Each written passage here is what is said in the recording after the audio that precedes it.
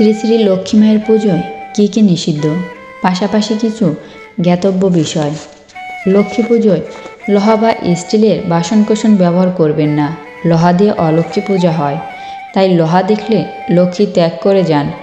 লক্ষ্মী পুজোয় ঘণ্টা বাজতে নেই, লক্ষ্মীকে তুলসী পাতা দিতে নেই।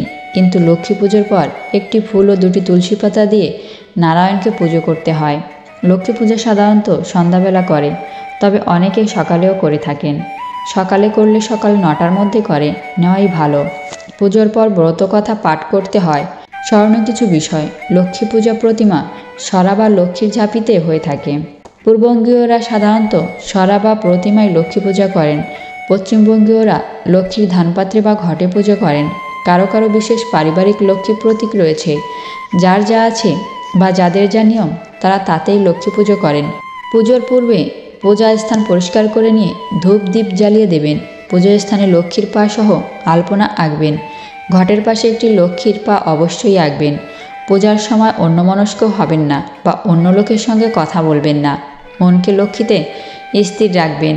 পুজোর সময় অন্য কথা বললে বা অন্যমনস্ক হলে মন্ত্রপাঠাদি করে লক্ষ্মী পুজো করাই শ্রেয়। কিন্তু এক মনে আন্তরিকভাবে লক্ষ্মী পুজো করলে বিনা মন্ত্রে পূজা সিদ্ধ হয়। অবশ্য দীক্ষিত হলে গুরুমন্ত্র পূজা চলে। বিশেষভাবে মনে রাখবেন, মন্ত্রপাঠ ও পূজা ক্রিয়া দিতে অভিজ্ঞ ব্যক্তিরা বিনা মন্ত্রে পূজা করবেন না। বিনা মন্ত্রে পূজা শুধু সেই সবে অনভিজ্ঞদের জন্য। লক্ষ্মী পূজা বৃহস্পতিবার মাত্রই করা যায়, তার জন্য তিথি নক্ষত্রের বিচার করতে হয় না। তাই যারা প্রবাসী তাদের ভারতীয় বা বাংলাদেশি সময় মিলিয়ে পূজা না করলেও চলবে। যে দেশে যেমন বৃহস্পতিবার পড়বে সেই দেশে তেমনই করবে।